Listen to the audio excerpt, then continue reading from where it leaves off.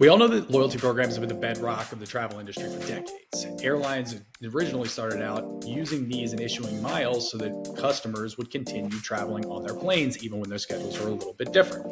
Now that's evolved over the last 10, 15, 20 years to now being the single source of profit in a lot of cases for airlines. It's also created an entirely new consumer segment where airlines are selling these miles to credit card companies, and credit card companies are able to capture significant spend from consumers by issuing these points, miles, and other benefits. I wanted to dive in more on how this is all working. With everything that's changed post-pandemic, all these different strategies that airlines are introducing in order to incentivize spend, what's working, what's not working, and what does the future hold? So I brought in Gary Leff, founder and author of View from the Wing, to discuss more and find out if Krow knows loyalty. You feel alive, let's hit the dance floor. Don't work too hard, my break a backbone. Return of the Mac, the king is back though. Corvette and cash, I never like those. Shimmy, shimmy, yeah, I got the semi-four weight. Don't step out the line like this a probate. You hit the line and try to locate. This for the time, got time for no day. Whoa. Welcome to another edition of the Krow Knows Podcast. I'm joined by Gary Leff, founder and author of View from the Wing. Gary, how are you doing? I am always great. Good. I love it. This is exciting for me. Like I mentioned, I'm a longtime reader of yours and have always appreciated your perspective on not only just the points and miles game, but the business behind it and how businesses are, kind of the cause and effect of how this usually goes rather than just, hey, what can we get for our points and miles? Give the listeners a little bit of a background on how you got into this business. Yeah, so I was just a frequent business traveler out of college. Dating way back, I was a pretty frequent flyer even as a 5 and 6 year old, right? So, parents divorced, lived on different sides of the country, flying back and forth. Never, that was long. That was even before the miles game began. But I'd be flying and I would always look at that like first class cabin. I'd never imagine that I'd be one of those people up there. I mean, it always seemed like, I'd never spend that kind of money. How could it be worth it? Never occurred to me that there'd be these, paths up there to get it, at a discount or for free. And, but as I kept traveling, I used to just read all the fine print of everything that got sent to me. And after college, I'm traveling a lot for work. I'm traveling, initially just several times a month, eventually, pretty much like weekly. And I'm getting all the frequent flyer stuff in the mail, and I'm reading it back when it was physical paper stuff, and realizing that there was a pretty good value proposition back in the day. And I said, okay, they have these partnerships, and if you go to 3 restaurants that participate, and you get these bonus points. And but it doesn't say anything about a minimum spending at any of the restaurants. And so I just go into the place and get a soda and wait and see if the miles post. Wow, that was pretty good. I start accumulating these points and use it initially just to fly cross country, fly to see my family in Australia. And being able to do that in business class rather than in economy, like when I was a teenager, it was incredible. Or in status, getting upgrades. And then once you start doing that, you don't want to be in back, and you pay more attention. And I'd start realizing that my own behavior was being shifted by the program. So I've got a meal that I can pick up for work and expense, and I want to make sure that it's at the restaurant that earns 10 points per dollar. Right. So I'm really leveraging it. I'm always trying to grab the check, and everyone's eating out together, and I'll take the cash, but then I got to make sure that I'm actually getting everyone's cash, right? Nobody's shorting me. And, that was just way back in the day. And thinking back to, 22 years ago, I was living in DC. I lived in DC area for 18 years. All my friends began writing political blogs. I realized, I've got opinions, but I didn't have anything unique to say in that space that, nobody was saying. And so I said, well, one weekend, I'm just going to spin up something and write about what everyone always asks me questions about, which is about, travel and product and loyalty. And so I just started writing about it back when nobody was reading it. But over the course of 22 years, and for whatever reason, people started reading. And I still write. I write it all myself. Over the course of those couple decades, I've had maybe 8 or 10 things that have gone up, from other people, where they've shared some things where there was a unique perspective to offer, that I felt like adding something. But I'm writing 6 things a day for 20 years. So it's just all me, and I write like nobody's reading, right? Still like in the old days, forgetting until my cell phone rings, getting yelled at because some top executives like angry. But I just like say what I think, and I don't pull punches, and I just offer my perspective. It's always been, again, as a longtime reader and follower of yours, it's always a very measured, kind of analytical perspective on it, which I always appreciate. And your background, I'm pretty sure CFO by trade, right? Yeah, and a background in economics. So, and having had the great fortune of being in a room with people much smarter than I am for, many, many, many years. And, professionally, I've, been able to interact with 6 Nobel laureates in economics, over time, and just, always being, the least intelligent person in a given room. I'm always learning a lot, and, just drinking from a fire hose and trying to take, and I read a lot, and I take in a lot of information and try to distill that in ways that's useful to folks who read me. And I love it. It's always entertaining and always informative, and you do such a great job of distilling it down in a really simple way. And ultimately, I want to get into kind of how businesses should be thinking about loyalty programs. But before we do that, I did want to just set the stage a little bit for when most people think about loyalty programs. Obviously, like you mentioned, they think of airlines, hotels, and credit cards as being the big keys. I think a lot of people don't understand ultimately how the actual business of a loyalty program works, right? Where airlines and hotels actually make the money. How do these companies benefit from the points? How do they ultimately financially make money off of this? So if you can just set the stage a little bit for how the airlines, hotels, and credit card companies approach loyalty programs and what their motivation is for having those programs. Yeah, so they're a little bit different in each of these cases, but so if you take a credit card company, very simply, right, they're going to be earning in a number of ways. They're going to earn an interchange fee when you swipe your card and you buy something. They're going to potentially earn from fees from the customer, and they're going to earn interest if you revolve, if you're not paying off your bill every month. And so there's a value proposition of acquiring a customer that spends money on the card, and they will give back, rebate some value to the customer as an enticement to use that product, right? So they will give you rewards, call it 1-2% cash back, call it points in another program, but they're basically just giving back some of the value they expect to earn. Now, they're not going to make money on every customer, especially because it costs money to acquire a customer. So, that going out and acquiring the customer, they may give you the 70,000 points, and their model might say, look, we're going to make a little bit every year on a certain percentage of these customers, and overall, that's going to cover the cost of acquiring those customers, maybe in 7 years, 8 years. It's a long payback period because it's a very competitive space. One of the ways that those credit card companies goes out and acquires customers is not just to offer a rich rewards value proposition of their own, but to go after the customers that are loyal to a specific brand. And that's where you get your co-brand credit cards, your airline or your hotel credit cards. So I want the frequent flyers of American Airlines who really value those American Airlines miles, but also some American Airlines benefits. So the credit card company is going to pay American, for those miles and for those benefits. Now, if you look at the economics of what does American, have in this, it began where these were programs that were meant to get consumers to prefer the brand over another airline. So it's just marketing spend, right? And back in the day, it may have been, look, we want you to wait a couple hours and take our flight instead of the one that you would have otherwise taken. And we're going to give you, think of it as a sandwich shop punch card. And, buy 10, you get your 10th sandwich free. And that was kind of the original model. And what they realized is these things were so much more successful than they ever imagined. People love travel.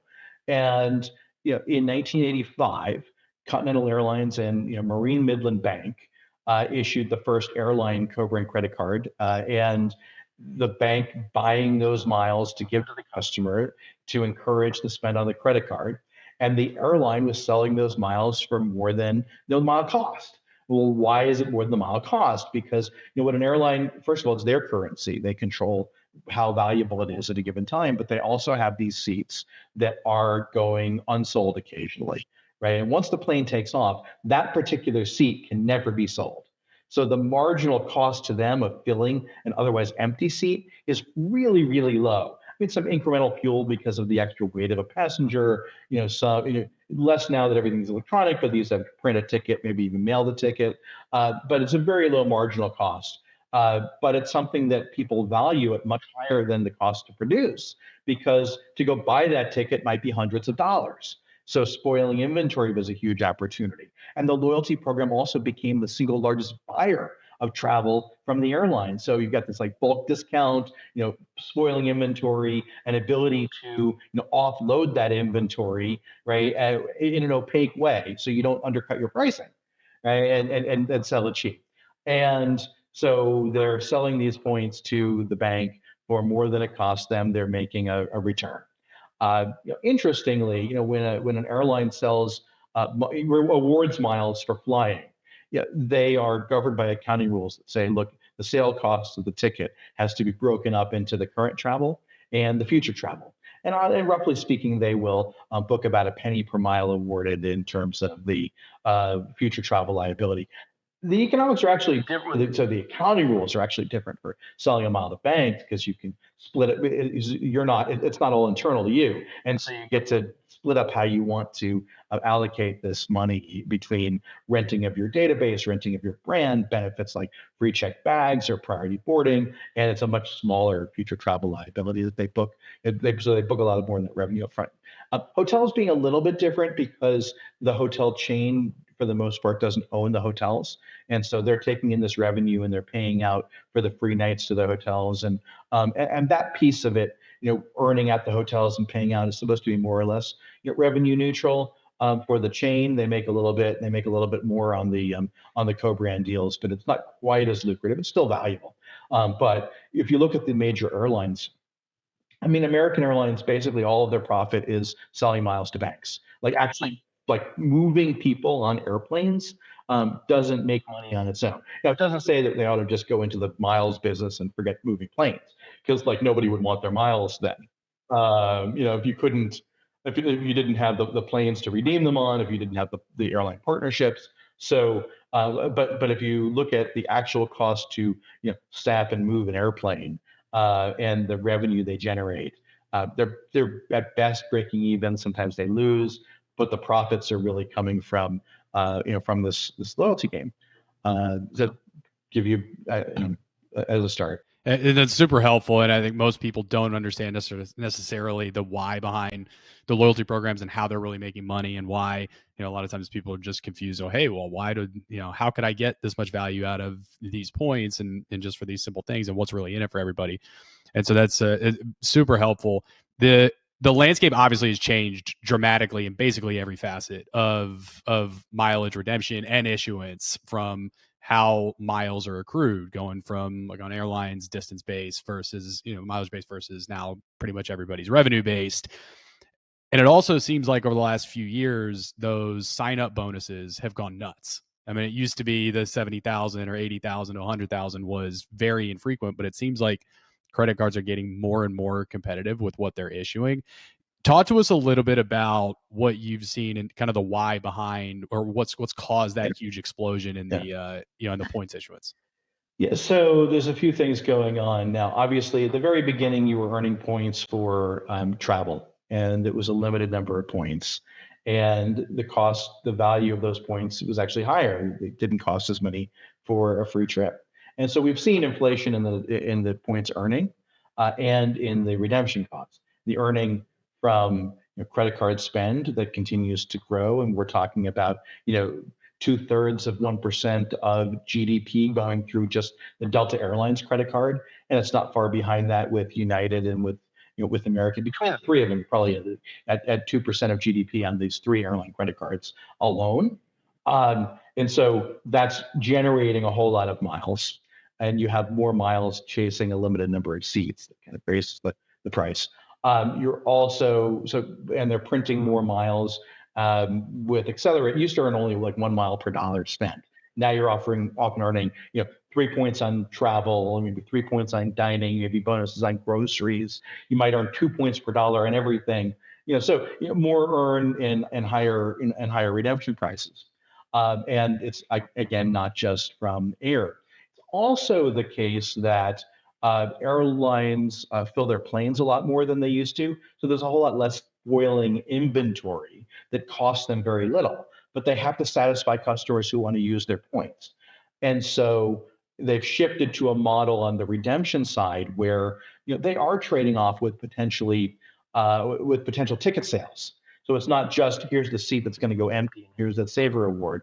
You're bidding for seats that might get sold to a customer for cash, and you're bidding with miles that have some value, potentially a low value per mile. But since you're competing for cash tickets, that's driving up the redemption cost. Now, the attracting consumers, that marketing of credit cards and those initial bonuses, so they really began to rise substantially in earnest during the Great Recession, during the financial crisis. So what happened back then is airlines looked to their loyalty programs for cash, and they have these credit card partners. And these partners did deals that lent them money against the future value of these programs. They pre-purchased miles essentially at a discount that they were going to give away. And with these cheap miles that they bought, they were spending, they were able to give away more to attract customers. And they were needing to do that because they had shed customers and they had reduced credit lines during the financial crisis. And so they were limiting that funnel. You're always losing customers every year if you're a bank, right? Annual fee comes due, you're going to shed some customers. And so you've got to keep refilling the funnel just to stay even. But for a while, they were kind of like not refilling the funnel. And then they're shrinking their card member bases and they're shrinking their credit, and people are spending less because of recession. So they got really aggressive, and they had these cheap miles to do it with. So that's when we started to see, the first ever 100,000 mile bonus was a British Airways card from Chase in 2009. And, that kind of raised the bar, and we started to see a lot more competition in that regard. And it became, really competitive and really expensive. And one of the things that changed in the way some of these deals work is how those acquisition bonuses are paid for. When an airline credit card, the bank is not paying the same for miles earned from spending as those initial bonuses. And an airline really benefits from a new card member, because that card member is going to spend, and then therefore the bank's going to keep paying the airline more and over time. So the more acquisition happens, the better for both parties. And so usually there will be some kind of a cost sharing, or at least discount on those miles, maybe something closer to the airline's cost of the miles for the acquisition bonus. And that structural change helped pay more miles to keep up with and make the card really vocal. And frankly, it's just the only tool for the most part that banks have had to get consumers to pay attention to the card and say, look, maybe this card would be good for me, but I'm busy. I've got 100 things I'm paying attention to this week. Why do I need to do it right now? Well, this unprecedented limited time offer that if I don't jump on it now, I will lose out. And so and it's gotten more and more expensive. And so the payback period has gotten longer and longer. And so, some of these cards, don't always make money. They build the assumption into the model, and it has to do with how much is a given card member going to revolve. Because some of those better, more rewarding cards will rebate the entire value of the interchange to the customer. Right? So they're betting on some of this future return. It's gotten, and as we've seen fewer and fewer airlines, their consolidation, the negotiating leverage of the airlines is going up relative to the banks. And so they've negotiated richer and richer deals which is why we're talking. I mean, Delta reported just shy of $7 billion in revenue from Sky Miles last year, and that was overwhelmingly substantial. 90, high 90s%, from American Express.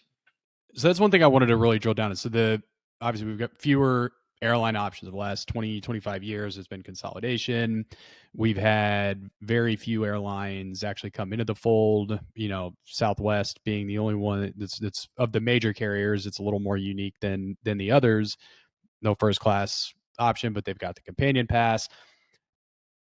It seems like most changes are negative for travelers. And we've also had this very extreme shift in business travel. Yeah. What are the airlines feeling, or what are you seeing in how they're kind of making up that difference in business travel? Okay, so there's a lot that goes into that. There has been a gradual devaluation of the program, although we've seen, as I've mentioned, more earning opportunities that offset the rising cost of redemptions. So it's easier to earn now. That what that does is the past miles earned become worth less. Which is why I always say what you want to do is you want to spend miles in the same period in which you earn them, rather than saving those miles for some future period. So for the inflation, earn and burn are kind of the same value proposition. And so we have seen this degradation of some of the programs over time. Part of that is as the airlines have filled planes more, and they've just had to adjust their model in order to satisfy customers. And part of it is figuring out that they don't always need to be as generous and better at targeting, and that they can get consumers to shift their behavior without exposing them to significant costs in the same way. So they become less rewarding, but at the same time, there's still a lot of value there, and often a lot of value in some of the international programs in a way that you can leverage more than U.S. airlines. You can play with some of those international carriers often through bank credit card programs whose points transfer to other programs, right? You get access to some of those foreign carriers, and one of the easiest upgrades in the world with points is from business class on Emirates to first class. Right, take a shower in the air, and it's like awesome, right? $700 bottles of wine, it's pretty good. But they have easy upgrades, and they partner with all the big bank programs. Air France partners with all the big bank programs too. They get access to U.S. credit card consumers, which they're not nearly as lucrative in Europe because of capped interchange. So they don't make big money on their credit card deals in Europe, but they want access to those. That credit card money in the U.S. They partner with everyone that's got a transferable currency. And in fact, they've said that this year they expect that a majority of Air France KLM awards will be redeemed in the U.S., not with members in Europe.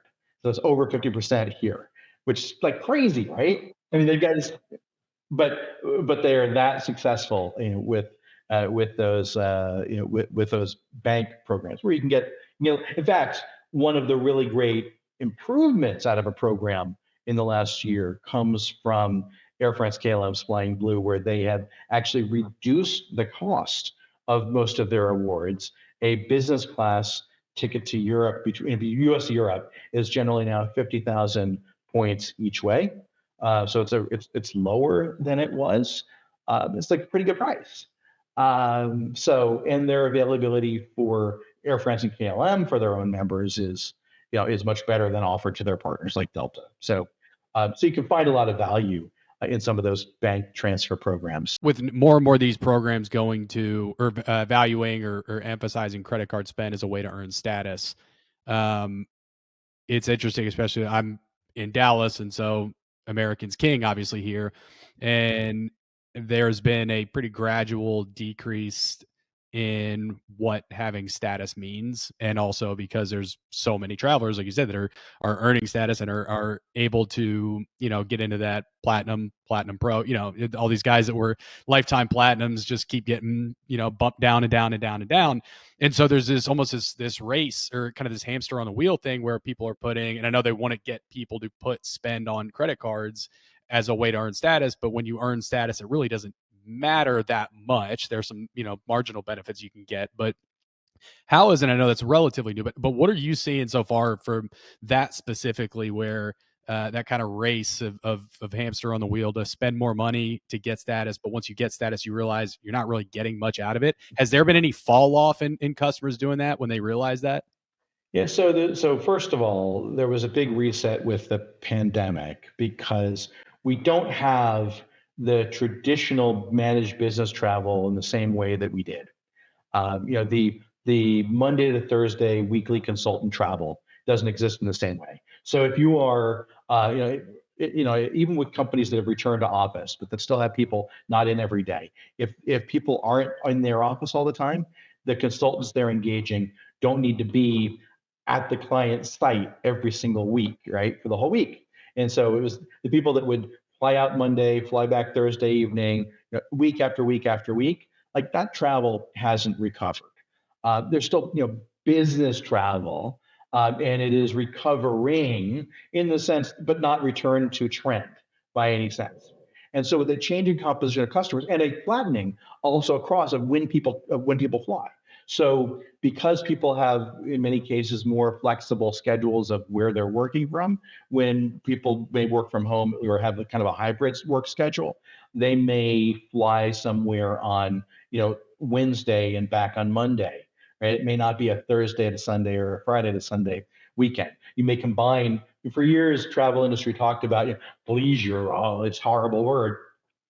The idea of like blended travel, it now actually exists in the sense of if you go somewhere, maybe you take your family, right? And you're working during the day on Thursday and during the day on Friday. Well, they're hanging out at the resort. And so people, it spreads out. It's not the same peaks and valleys. Saturday is still a light day for travel, but it's not the same, Thursday afternoon and Friday and Sunday, Monday morning or like peak and peak, peak. And then there's like nothing on Tuesday and Wednesday. That's all changed.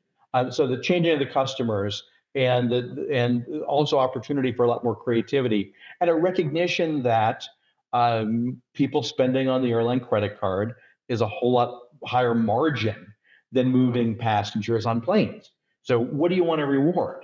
Do you want to reward the 52% margin revenue of the loyalty program or the 5% margin revenue of the flying? So like, which is actually like the most valuable? So there's been a shift. American went the farthest first. Well, I should actually say that pre-pandemic, Frontier Airlines was the first one to award a qualifying point per dollar spent on their credit card. Right? They were the original there. They had to come up with something because they don't have the ability to reward you with flat seats and all these things. So they were creative, and so American kind of picked up that idea, but also earning points for from all of their, not all, but many of their partnerships, online shopping, right, card linked offers, rental cars, hotels, gas, etc. Recognizing that these are high margin, and so the composition of who's earning status changes and how. Initially, there were a lot more low tier folks than before, and a shift of who's earning top tier. But look, with planes full again and lots of ways to earn status, and also a huge monetization of the premium product. So when I began 20 years ago, 10% of first class seats domestically were filled with paying passengers. Right now, it's generally 3/4 of them. And so there's a lot fewer seats to go around for upgrades. And that's a lot of the reason why the value of status in many ways has declined. Upgrades are being kind of the pinnacle of the benefit, being so much harder to come by because, it used to be, here's this high price of first class, you pay it, or it goes to an upgrade. And now it's often, look, here's an incremental amount of money you can spend off a ticket to buy it. If you don't, we're going to inundate you with even more discounted offers between the time you purchased and travel to buy it. If you're in the United Airlines app, they might say, look, here's a flight between my home in Austin to Houston. We'll give it to you up front for $59. And oh, by the way, there's 27 people on the upgrade list who want it for free. You can jump them. Okay, so the value declines.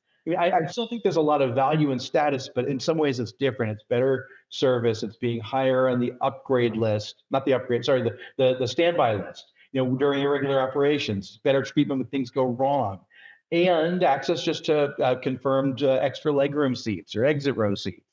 And that has a lot of value. So often it's those mid-tier status that carries much of the benefit of status. So if you're not earning naturally top tier, kind of generating it from zero doesn't make a lot of sense. If you're right on the cusp, sure, push yourself over the line. But striving for more for that mid tier, I think makes a lot of sense now. If you say, look, I'm not going to get upgraded anyway. Yeah, which is I think it seems like most people, at least in my position, we've kind of kissed that dream goodbye of you earn status and then unless you're like you mentioned that Saturday morning Dallas to Tulsa flight, I could count on that, but that was about it. Yeah. Then there's some people who, I mean, it really depends on when you fly and what routes you fly. There's still good upgrade percentages out there. But look, let's say last year I had been kind of an accidental concierge key member with American Advantage, and I got upgrades, but not always. And when I got them, I was often, number one on the upgrade list for one seat at the gate. And that was even before they did the new pilot contract deal that says at the gate, if there's a deadheading pilot, they're number one on the upgrade list. So, so what chance does an executive platinum have, which is what I am now? I figure, okay, I've got my exit row. If I really needed to be in first, I can buy it. And sometimes that first class is, it's an extra $100 on a 3-hour flight. Maybe it's not an extra $1,000. So you make that choice. Yeah. So the interesting thing that I think we've gotten to now is there's a little bit of just everyone's lowered their expectations on what they're going to get out of status. They've promoted or given people a reason to spend on the cards that aren't rewarding on their own. Most of these co-branded cards, you're getting $1 unless you're spending on American travel, for instance. And people are more flexible in their overall travel. And also most credit cards are, with any sort of annual fee, it's kind of table stakes to get group 4 boarding and, free check bag and things like that. And so what has this done? Have you seen any trends or anything that you're seeing that this has done to consumer behavior overall for travel? Are people kind of moving away from their allegiance? Well, there is a point at which they certainly will. There is some risk. And Delta Airlines got a scare in the last 6 months because Delta announced a bunch of changes to their loyalty program about a shift towards just qualifying dollars, not miles flown anymore at all, not segments, qualifying dollars only. You can earn dollars with their premium credit card spend. And they were also going to limit access to their clubs, even for the people buying the premium credit card so it's come with club access, unless you hit certain spend thresholds on the card. So they're really driving people to the card spend, and they were not giving anyone anything new. They were only taking away. There was such a tremendous amount of outrage, such a backlash against this, that they came out with a whole bunch of sweeping changes that were a rollback, that were in some cases more generous than before. And they said, look, we're still on the track that we were before, but it was a mistake to do it all at once. But they got a huge scare. It tells me they were seeing something. And I say, look, people were still acquiring cards. Yeah, they were spending also a tremendous amount on acquisition bonuses at that time. Of course, people are taking the 100,000 miles you're offering, but I think they were also seeing cards being canceled, people walking away, and unquestionably the consumer sentiment was, that this was nuts. And so, they've got to keep testing what is the boundary at which they can push consumers, right? Where they're no longer going to generate incremental revenue and they're actually going to lose money because of some of those changes. There is a point at which that happens. It'll be different for every program. Historically, Delta was always able to go much farther than any of the other carriers. And that has something to do with their brand and that they're marginally friendlier, and then the position in some of their hubs, especially the interior hubs, where like if you are in the Salt Lake City area, called the Upper Midwest, in Atlanta, like you're stuck with Delta, and and so like consumers wouldn't defect. But so they had a higher threshold. They could make their miles worth less than anyone else, and it didn't hurt them revenue-wise. The way that historically it did hurt American and United when they devalued. So that Delta was even backing off, I think was really telling. They reached maybe some kind of an inflection. Where do you think we go from here? We're obviously at, the couple major changes and how people are, or how these companies are awarding status. What do you think the next, what other cards do they have left to play? Well, look, I mean, no one else has gone quite as far as American in everything counts. Delta went, all the way on some of its cards with Amex. United loosened things a little bit with Chase, but not nearly to the same extent. Like, if you're looking to qualify by status for status based on actual flying, United's program is now cheaper to do it with than the others. Right? If you're looking to qualify based on card spend and everything else, there's no question American is much better than the others.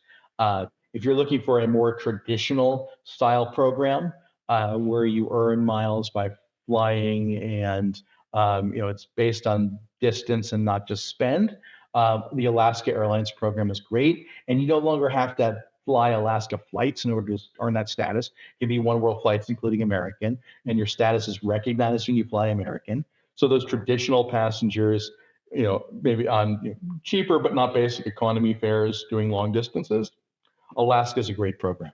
But I mean, I certainly think that the direction continues to be recognizing what profitable activity is. When there was the shift so distance flown isn't really a metric that correlates with value, although it may correlate with wallet share, which is important and what you want to shift, what you can shift. But revenue isn't either, because there's something very fundamentally different with a $500 ticket between Los Angeles and San Francisco and a $500 ticket between Los Angeles and London, right? But they were rewarding those the same way. Like, that doesn't make sense either. So they're, this idea, well, now we're measuring the value of the customer. Like, no, I mean, so now there's a gradual shift towards, what is the value of a customer? And, and so we're seeing that continued evolution that has taken, in some sense, 20 years, right? Or, look, the first true revenue-based program, I guess, was America West Flight Fund, that ended when 20 years ago when America West, and U.S. Airways merged, and they kept dividend miles. 20 years ago, 22 years ago, U.S. Airways tried to say only full fare tickets would even count towards status, and there was a huge backlash against that. There was a movement of customers who called themselves cockroaches. They wouldn't go away. Everyone hates them, right? But we're always there. And the airline finally relented. And so it's been this battle against the consumer gradually, and shifting the model for decades, and that continues. I thought it was interesting with and maybe this is a trend that airlines will start exploring, although it hasn't seemed to work out too well. But when Delta made the investment in Wheels Up, and there was some benefits, basically some reciprocal benefits with, or not Wheels Up. Yeah, it was. Yeah. Wheels Up. Yeah, where you could get, depending on how much you popped into your account, you could get Delta Medallion status on top of it. Are there any other situations like that, either that you've heard of or that have gone on, or even if you could just speak to how that's worked out for Delta so far, if anything? Well, I mean, Wheels Up didn't work out so well, right? Yeah. And they were on the verge of going out of business, and Delta just injected some additional capital and effectively took control of Wheels Up. I mean, they had turned their own private jet charter business over to Wheels Up in exchange for equity. Nobody's made that model work really well at an inexpensive price. Look, you've got your NetJets sort of model, which is expensive. Okay. But the cheap subscription, and one-off model, everyone says, look, you ought to be able to make it work. And nobody does. You burn through, light on fire a ton of VC money, and nobody's made this work yet. And I don't know that there's this. They keep talking about synergies. And we can offer private jets to our corporate clients. I don't know. I'm not sure how that's better than for them when it was just Delta Private Jets, which was never this huge business for them either. So maybe somebody will finally crack that. Part of the challenge is you do these subscriptions that let you book empty legs for free often with some of these with private jet deals, because they can't sell. It's harder to sell individual seats on a private charter because of DOT rules.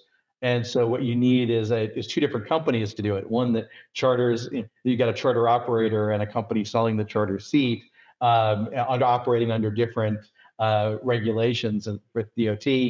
And DOT itself is in a rulemaking process to revisit those and make them harder, not easier.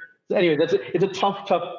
And Wheels Up has done a little bit of that, but it's why everyone else has stayed away from selling individual seats on private charter flights for the most, in that space. Yeah, and it's what makes JSX so interesting. I know you've written about them a lot. I've flown them a bunch. I'm just a massive fan of what they do. I think the arguments against them are pretty transparent in the motivations. Talking, when they're talking candidly, they're trying, like the airline. So look, JSX is this, small carrier based out of Dallas that flies that flies Embraer 135 and 145 regional jets, planes that might have 50 seats in them that they stick 30 seats in. And 30 is a magic number because since they're not going over 30, they can fly out of private airports, out of FBOs. And they run their own security, which is tight security. They use Evolve scanning machines. They run ID checks against government targeting databases.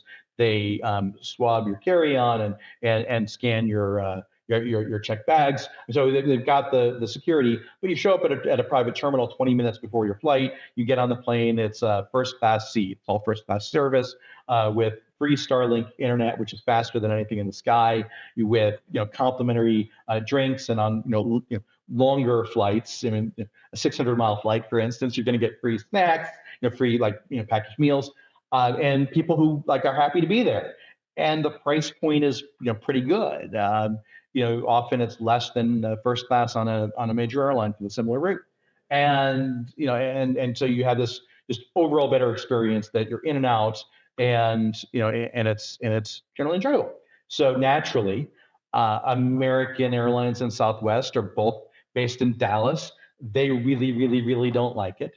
United Airlines and JetBlue happen to really like it because they have ownership stakes in JSX.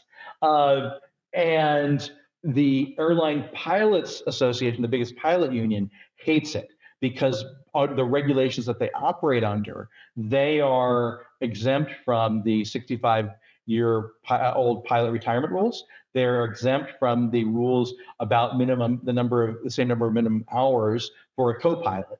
And so JSX has access to pilots in spite of a national pilot shortage, because based in Dallas, they go and hire the recent retirees of American and Southwest, right? Who 90% of their flights return to base at night. So these people stay at their own home at night, and they schedule their flying when they want to fly around their golf game. And it's like they can attract pilots. It's less expensive, and so they have this great pipeline. And the airlines hate the competition, and the union that has fought really hard for these restrictions that make it take longer and become more expensive to become a pilot, right? Don't like the idea of a workaround because this is what's one of the things really driving up pilot wages. So they, after intense lobbying, Department of Transportation announced that they were going to consider rules that would basically ban JSX from they're operating as a public charter and selling individual seats on the public charter using operating under Part 135 and selling under Part 380 and saying, look, you can't do that as potential rules. It's not actually clear that DOT can, without a change in law, could do it on its own. Airlines then went to the TSA and said, hey, TSA, you need to clamp down. TSA never had any problem with what JSX was doing until the lobbying. Now TSA has said, we're going to propose some changes, and we're not even going to tell the public what we're proposing, so you can't even comment because it's sensitive security information. right? So, we'll see. So the big airlines are very effective at lobbying, right? They got $53 billion in direct taxpayer cash during the pandemic, 25 billion more in subsidized loans. They got tax breaks, huge lobbying. And the incumbents don't like competition. Well, hopefully it all works out for us, the consumer, and they're able to continue operating. This has been awesome. I mean, we could do this for hours, but we're coming up on time.